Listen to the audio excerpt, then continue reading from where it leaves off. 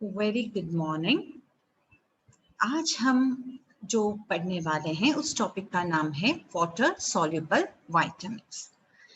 अब ये नाम पे ही हमको पता चलता है कि ये वो विटामिन्स हैं जो वाटर पे सॉल्युबल रहते हैं, या फिर इनको कोई फैट की जरूरत नहीं है इनके एब्जॉर्प्शन और स्टोरेज के लिए।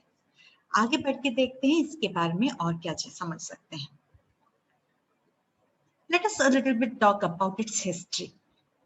1889 में डच के एक फिजिशियन थे Christian Eichmann. He was actually busy finding the reason for a disease. उस डिसीज या बीमारी का नाम था बेरी। कुछ सालों बाद, या फिर कहिए कि बहुत सालों बाद, फाइनली लोगों को ये पता चला कि शायद ये बेरी कोई कीटाणु से, किसी कंटाजियस डिसीज से नहीं, ना ही खांसने से या छूने से फैलने वाला वैसा वाला कोई डिसीज है।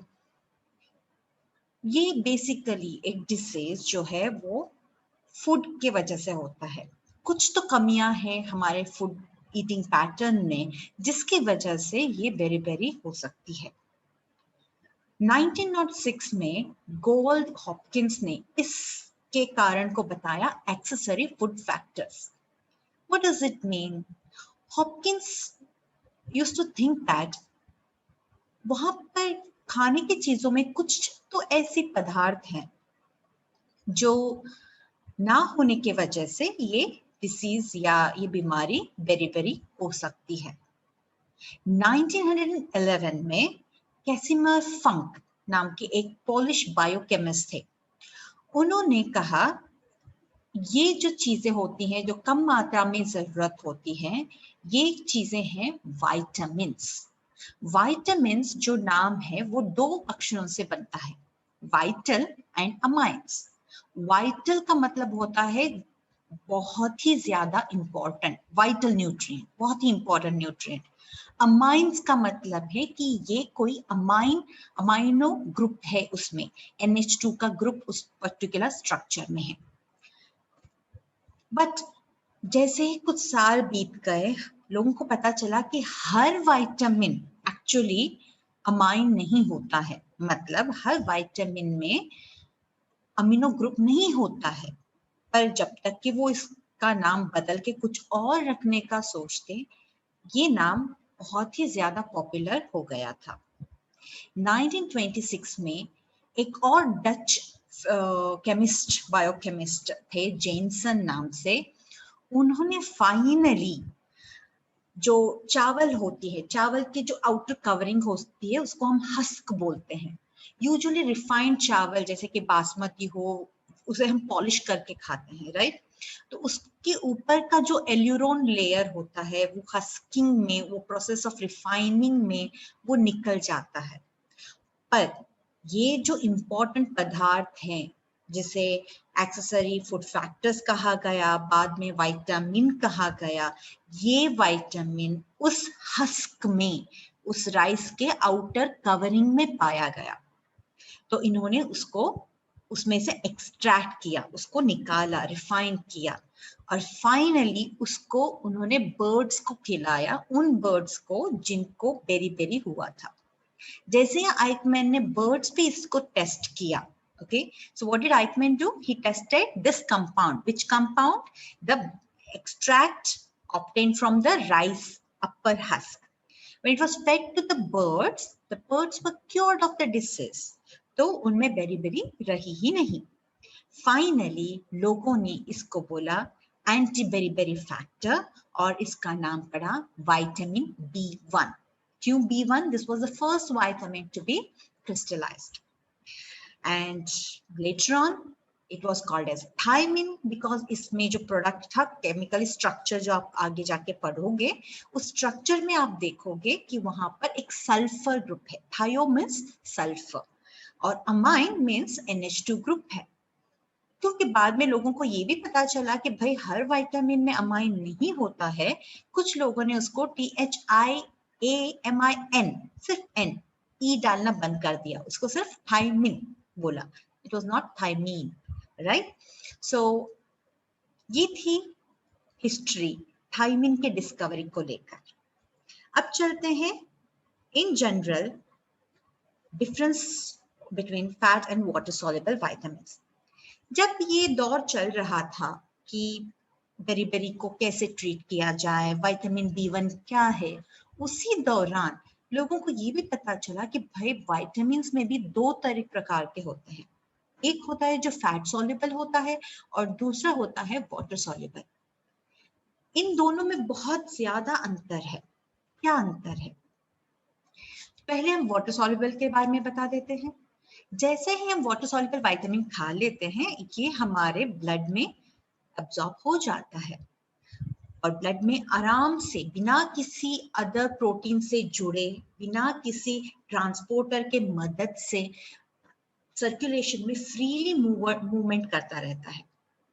क्योंकि हमें इसे डेली खाना होता है और ये वाटर में सॉल्युबल है, तो ये हमारी बॉडी में यूजुअली स्टोर नहीं होता है।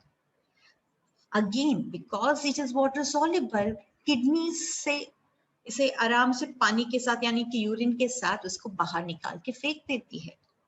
इसीलिए आज अगर आपने एक गोली भी खाया है, कल भी खाया है, तो टॉक्सिसिटी नहीं हो पाएगी, क्योंकि जो भी हम खाएंगे नेक्स्ट डे हमारी किडनीज उसको निकाल के फेंक देंगी। इसका मतलब ये भी हुआ कि कुछ दिन का भी न्यूट्रिशनल डेफिशिएंसी, मतलब न्यूट्रिशनल में पौष्टिक आहार की कमियां हमारे खाने में रही, तो हम बहुत जल्दी विटामिन, वाटर सॉल्युबल विटामिन की डेफिशिएंसी का शिकार बन सकते हैं। सो रिक्वायरमेंट कितना है? अगर डेली भी ना हुआ तो minimal every 2 to 3 days at least इसकी सप्लीमेंटेशन खाने के तौर पे हमें होनी जरूरी है। हर विटामिन हर एक नॉर्मल फूड सोर्सेस में पाए जाते हैं, उनको खाने से काफी न्यूट्रिशनल बेनिफिट मिल जाती है। अब बात करते हैं फैट सॉल्युबल विटामिन की। फैट सॉल्युबल विटामिन को एब्जॉर्ब होने के लिए फैट का होना बहुत जरूरी है। किसी भी कारणवश अगर बॉडी में फैट एब्जॉर्प्शन नहीं हो रहा है, या फैट डाइजेस्टिंग एंजाइम्स में दिक्कत है, या बाइल सॉल्ट में दिक्कत है जो भी फैट को डाइजेस्ट करने में मदद करता है, तो still we can have fat soluble vitamin deficiency in spite of taking it in our food. तो मतलब इसका एब्जॉर्प्शन कंप्लीटली फैट्स के एब्जॉर्प्शन पे निर्भरित होता है। सेकेंडली, ये डायरेक्टली ब्लड में नहीं पहुंच पाता है। इंटेस्टाइनल म्यूकोसा सेल में एब्जॉर्ब होने के बाद वहां पर एक लाइपोप्रोटीन है, एक ट्रांसपोर्ट प्रोटीन है जो फैट्स को इंटेस्टाइन से लिवर लेके जाती है। ये फैट सॉल्युबल विटामिन्स उसी थाइलोमाइक्रोन के जरिए इंटेस्टाइन से लिवर पहुंचते हैं। इसका मतलब ये है इसको ट्रांसपोर्ट करने के लिए कैरियर की आवश्यकता होगी। So for the transport it requires carrier. Cells में पहुंचने के बाद जिस भी सेल में फैट डिपॉजिट होंगे उसमें हमारे ये विटामिन्स भी स्टोर्ड रह सकते हैं। ये एक बहुत बड़ी एडवांटेज है। मतलब विटामिन, फैट सॉल्युबल विटामिन की डेफिशिएंसी इतनी आसानी से नहीं हो सकती है। हमें बहुत ज्यादा कुपोषित रहना होगा ऐसे विटामिन का डेफिशिएंसी अगर देखना है तो।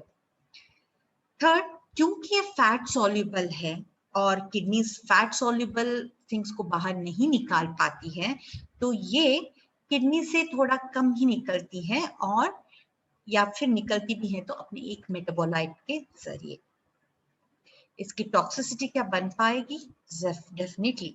रादर जब हम विटामिन डी के बारे में बताएंगे, एक केस भी डिस्कस करेंगे जो एम्स में दाखिल हुआ था, जहां पर एक बच्चे को high dose of vitamin D मिल गया था और उसके वजह से उसको टॉक्सिसिटी हो गई थी। तो यस, फैट सॉल्युबल विटामिन्स को जब भी हम रेकमेंड करते हैं, हमें टॉक्सिसिटी के बारे में ध्यान रखना पड़ेगा।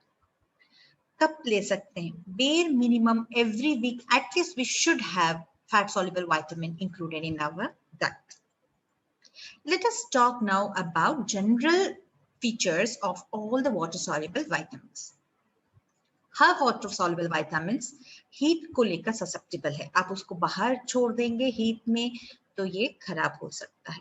ये भी एक कारण है कि जो सब्जी फल जिसमें से हमें वाटर सॉल्युबल विटामिन मिलते हैं, उसको ज्यादा धोने पर या उबाल कर उसकी पानी को फेंक देने से वो सारे विटामिन नष्ट हो जाते हैं या फिर बर्बाद हो जाते, वेस्ट हो जाते हैं। Kidney removes and excretes the excess. Kidney क्या करता है, जो भी हम खाते हैं उसको नहीं निकालता है, जो एक्सेस बच जाता है हमें यूज करने के बाद, जो एक्सेस बचता है उसको वो स्टोर नहीं कर पाता है बॉडी, तो इसको किडनी बाहर निकाल फेंकता है। Vitamin C, thiamine, riboflavin are very susceptible to heat and alkalinity. जब भी मैं विटामिन सी की टॉपिक लेती हूँ तो हमेशा लोगों को ये बताती हूँ, अगर आपको बहुत ज्यादा फायदा चाहिए ऑरेंज जूस या लेमन जूस का उसके विटामिन कंटेंट से, तो उसको गर्म पानी में या फिर बाहर बना के बहुत देर तक बाहर ना रखें। तुरंत बनाकर फ्रेश पीने से उसके विटामिन सी के फायदे ज्यादा मिलते हैं। तो विटामिन सी, थायमिन और राइबोफ्लेविन ये बहुत जल्दी हीट और अल्कलाइन मीडियम कुकिंग में नष्ट हो जाते हैं। Hydrophilic and water will leach them from vegetables. मतलब सारे विटामिन जो है वाटर हाइड्रोफिलिक है। मतलब क्या है, अगर आप किसी सब्जी को काट के उसको पानी में भिगो रहे हो तो उस सब्जी में जो विटामिन है वो उसके पानी में भी आ जाता है। अगर हम इस पानी को फेंक देते हैं तो फिर हमारे विटामिन्स लीच आउट हो जाते हैं अपने वेजिटेबल से। लीच आउट मतलब बाहर निकल के वेस्ट हो जाते हैं। तो क्या हम जब अपनी सब्जी को धोते हैं तो उसको फेंकना नहीं है? डेफिनेटली एक या दो बार धोकर फेंकना is not wrong, but when you boil the vegetables, chop them or keep those vegetables soaked in that water, that should not be ideally discarded. तो पहले वॉश कर लीजिए अपने वेजिटेबल, फिर चॉप करके अच्छे पानी में रख दीजिए और उस पानी को सांबर, रसम या फिर इवन रोटी आटा लगाने में भी आप उसको यूज कर सकते हो। मेजरली क्या रोल प्ले करते हैं, आखिर ये इतने वाइटल क्यों है सॉल्युबल विटामिन्स? बिकॉज ये इनका मेजर रोल जो है वो उनके कोएंजाइम एक्शन के जरिए है। कोएंजाइम क्या होता है? जैसे कि आपको पता है कि हर रिएक्शन में एंजाइम की जरूरत होती है। एंजाइम को मदद करने वाला फैक्टर जो होता है वो होता है कोएंजाइम। कोएंजाइम के बगैर एंजाइम यूजफुल नहीं होता है, वो अपना काम नहीं कर पाता है। इसका मतलब ये है कि जो भी कार्बोहाइड्रेट, लिपिड, प्रोटीन्स हम खाते हैं, अगर उसको हमें अच्छी तरह से पचाना है, not talking with respect to digestion, I am talking it with respect to metabolism, उसको मेटाबोलाइज करना है, तो हमें ये कोएंजाइम्स जरूरी होंगे। और ये कोएंजाइम्स बनती है विटामिन से, especially water soluble vitamins. So indirectly or directly, I must say, they participate in energy metabolism. 50 to 90% of vitamin B vitamins are easily absorbed. जो भी हम खाने में खाते हैं almost 90% तक सारे vitamins absorb हो जाते हैं, until unless आपको कोई mal absorption disease या mal absorption condition ना हो, जैसे कि GI सर्जरी हो गया है या फिर कोई obstruction है या कोई celiac flu, ऐसे कोई diseases हैं जिसकी वजह से absorption नहीं हो पा रही। Digestion कैसे होता है? These vitamin B complex, they get broken down from their coenzyme form into the free vitamins in the stomach and small intestine. जैसे ही वो स्टमक और स्मॉल इंटेस्टाइन में पहुंच जाती है, वहां के एसिड और अल्कली और एंजाइम के वजह से वो ब्रेक डाउन होके सिंपल कोएंजाइम फॉर्म्स में अब्सॉर्ब हो जाती हैं स्मॉल इंटेस्टाइन में, और अंदर जाते ही इंटेस्टिनल सेल्स में वापस वो अपने कोएंजाइम बन जाते हैं। सो एज सच हमें कोई कोएंजाइम टैबलेट खाने की जरूरत नहीं है, बिकॉज हम अपने इंटेस्टिनल सेल्स में ही उसको तैयार कर सकते हैं। अगले वीडियो में हम थायमिन के बारे में पढ़ेंगे, पर उससे पहले उसके बारे में छोटा सा ओवरव्यू कर ले। विटामिन B1 को थायमिन भी बोलते हैं, THIAMINE या THIAMIN। ये एक सल्फर कंटेनिंग विटामिन है। कुछ लोग उसको एंटी न्यूराइटिक फैक्टर बोलते हैं, कुछ लोग उसको एंटी बेरीबेरी फैक्टर बोलते हैं, कि दिखने में एक व्हाइट क्रिस्टलाइन पाउडर जैसा है जो हीट और मॉइस्चर से खराब हो सकता है। कहाँ से मिलेगा? जैसे कि हमने ऑलरेडी बताया, बहुत सारे सोर्सेस है। The most important sources unpolished rice, husk और पोर्क। RDA मतलब रिकमेंडेड डाइटरी अलाउंस, एक दिन में एक इंसान को कितना थायमिन लेना चाहिए अपने आहार में. 1.2 milligrams per deciliter in case of men and 1.1 milligrams per deciliter in case of women. What is its major function? In the form of thymine pyrophosphate. Thymine pyrophosphate क्या है? ये एक कोएंजाइम है थायमिन का. ये थायमिन पायरोफॉस्फेट के जरिए pyruvate dehydrogenase enzyme complex, alpha ketoglutarate dehydrogenase enzyme complex, alpha keto acid dehydrogenase enzyme complex और transketolase enzyme of HMP में हेल्प करता है. अगर ये थायमिन डेफिशिएंसी हो तो क्या होगा? दो कंडीशन हो सकती है, एक है बेरी-बेरी या दूसरा है वर्निक्स-कॉर्सैकॉफ सिंड्रोम. अब इसके पूरे डिटेल के बारे में अगली वीडियो में हम देखेंगे.